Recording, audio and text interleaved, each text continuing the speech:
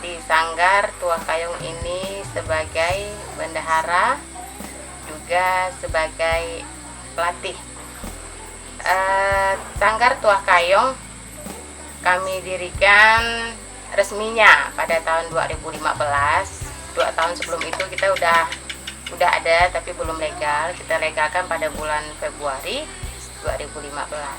Jadi mulai situ keinginan untuk membuat sanggar ini ada karena anak-anak di sekitaran tempat tinggal kami selalu datang biasanya pas ada kegiatan waktu kosong. Biasa awalnya dari hobi saya yang suka nyanyi, sukanya nari, jadi anak-anak tuh minta diajarkan. Berjalan 2 tahun, jadi ada keinginan terbesit untuk melegalkan lembaga ini. Terus kita memberi nama Sanggar Tuah Kayong karena lingkungan tempat kami tinggal ini dekat dengan sekolah. Ada SD, ada SMP, ada PAUD. Berjalan dari anak-anak yang terkadang suka minta diajarkan nari, dari situ kita buat sanggar. Terus kita mulai dari anak SMP pertama yang mulai lebih besar. Terus saya dari ngajar-ngajar gitu ditawarkan untuk ngajar di sebuah SD, khususnya itu namanya SD Mentubang. Di situ pun membidangi tarian. Dari situ tawaran mulai berdatangan karena kayaknya saya punya bakat dan alhamdulillah bisa disalurkan untuk masyarakat. Jadi ada manfaatnya, selain saya sehat, saya pun bisa berbagi ilmu. Dari SD saya juga merambah ke anak-anak PAUD. Begitu. Jadi alhamdulillah merasa saya bermanfaat untuk masyarakat sekitar menurut diri saya. Apa arti dari Sanggar Tuah Kayong tuh, Kak? Tuah Kayong tuh apa maknanya sendiri? Kalau orang Melayu, beruntung itu betuah. Jadi kami ini merasa betuah tinggal di tanah Kayong yang dapat menjunjung tinggi harkat, martabat dan mengenalkan budaya kepada masyarakat, khususnya generasi muda. Gitu dia. Jadi dikasihlah nama itu ya, Tak? Iya, jadi dikasihlah nama Tuah Kayong. Beruntung tinggal di tanah ini. Berarti arti tuah itu berarti buntung itu ya? Iya, Oke. betul sekali Pak. Kemudian apa saja kegiatan dan yang sudah pernah diraih dari Sanggar Tuah Kayong ini? Kegiatan rutinnya apa dan kemudian apa yang pernah diraih, misalnya ikut sail, ikut apa gitu kan, ikut lomba atau apa gitu? Iya, karena di sini di Kayong Utara ini khususnya ya Pak, ini kan desa baru, kabupaten yang baru mekar. Jadi kami yang paling sering dapat job nari itu biasanya undangan dari dinas-dinas. Kita sertakan, ada kita pembukaan pameran pas hari ulang tahun Kayong. Terus kita ada penyambutan kementerian. Terus yang paling berkesan itu Pak, karena kita di daerah pesisir, termasuk desa yang kabupaten yang harus dipromosikan, saya juga pernah menjadi pelatih di salah satu event yang diberi nama Sail Karimata pada tahun 2016. Dan di situ saya pun masih juga terpilih sebagai penari zapin. Padahal di situ banyak sekali karakter, ada Jawa, ada Bali, ada Dayak. Tapi karena memang saya mendoknya di situ, hatinya di situ, masih lari ke zapin. Alhamdulillah masih dikasih kepercayaan. Terus kita nih bukan cuma di bidang tarian, masih ada juga karena suami saya hobinya nyanyi, jadi biasa kita diam-diam gitar-gitar. Akhirnya kita coba buat lagu, kita coba bikin klip sesuai daya kita lah Pak, ala kadarnya. Alhamdulillah disukai oleh masyarakat Kayong Utara. Ada beberapa lagu sih, tapi yang paling sering dan sampai saat ini masih banyak diminati itu lagu Tunduk-Tunduk Daun Tebu. Kisi-kisinya itu karena basicnya kita udah bisa ciptakan lagu. Yang beberapa lagu, ada 5 lagu itu kan tentang anak muda galau. Jadi sini kita mencoba ada satu yang kita bikin lagu itu apa ya judulnya Pak?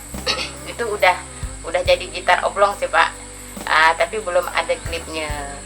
Jadi di sini kami menekankan untuk sejarah Melayu di belakang, terbentuknya tokoh-tokoh, kenapa jadi ini tanah bertuah. Di situ kita angkat ceritanya. Mungkin pikir saya karena terinspirasi dari Rhoma Irama, dia bisa berdakwah melalui lagu. Di sini pun saya pengen bercerita melalui lagu dengan mengkolaborasikan musik. Mungkin syair terlalu mendayu-dayu. Nanti di sini saya kan punya pandangan bisa nanti yang anak orang barat bilang itu nge-rap. Kok kata orang kampung sini bahasanya ngerepek. Gitu Bapak. Jadi di situ nanti kita kasih lagu. Karena kalau kita tidak mau ketinggalan, kita kan harus mengikuti zaman, harus mengikuti selera kita, selera anak muda. Kalau selera kita tinggalkan. Di situlah makanya karena saya ini berkawan dengan anak-anak muda, biasa ditawakan, iya, tapi tidak apa, karena membangun, karena kita harus ikut hobinya dia. Jadi saya coba memperkenalkan sejarah melalui lagu, karena jangan sampai anak muda, anak-anak kita, generasi penerus kita itu tidak tahu budayanya. Saya pernah gini Pak, suami saya paling suka pakai tanjak. Jadi dia berjalan pakai tanjak, orang ngomong gini, itu pasti orang Bali. Orang Bali kan suka tuh pakai yang di kepala. Dalam hati saya itu tanjak. Berarti orang Melayu tuh ndak tahu itu namanya tanjak, dia taunya ikat kepala Bali, kata dia Pak. Lagi zaman sekarang pun payah sekali. Saya pengalaman pribadi lah Pak. Kalau mandi sapar, di sini kan ada mandi sapar, mandi robok-robok, ya Pak ya. Orang Melayu belum tentu nyimpan baju Melayu. Itu situ saya rasa sedih. Tapi kok nyimpan jas, aduh luar biasa.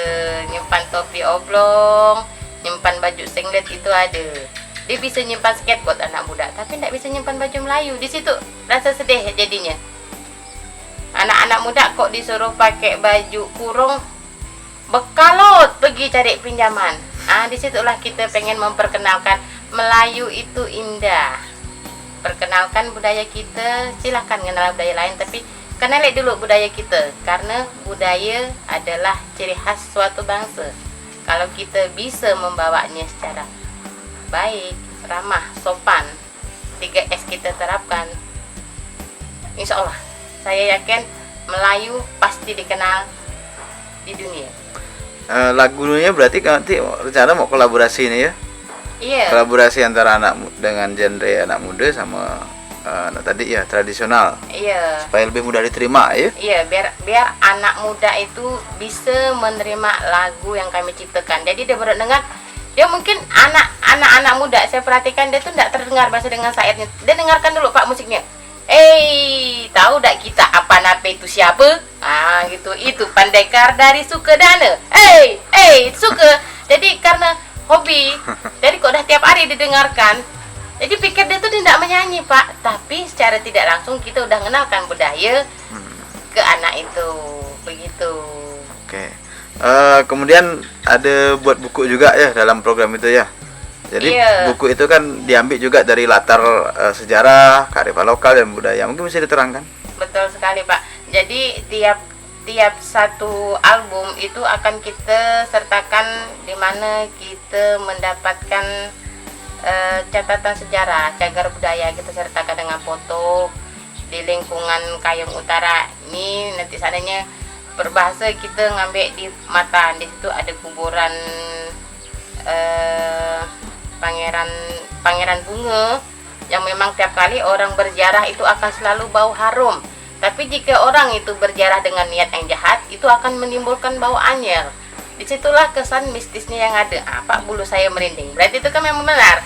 Terkadang orang ini datang niat minta nomor, bukan niat karena memang dia pengen tahu sejarah siapa itu Panglima Bunga.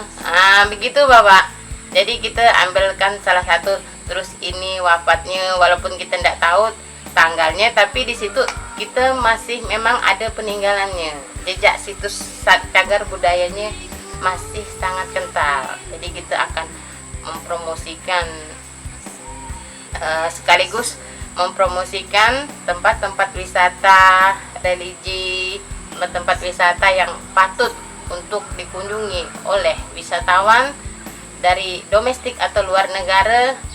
Silahkan ke Kayong Utara. Jadi jika memang wisatawan itu tidak tahu tempat, hubungi ya kami dari Sanggar Tuah Kayong. Kami siap mengantarkan ke tempat yang kami promosikan, yang dia minta gitu.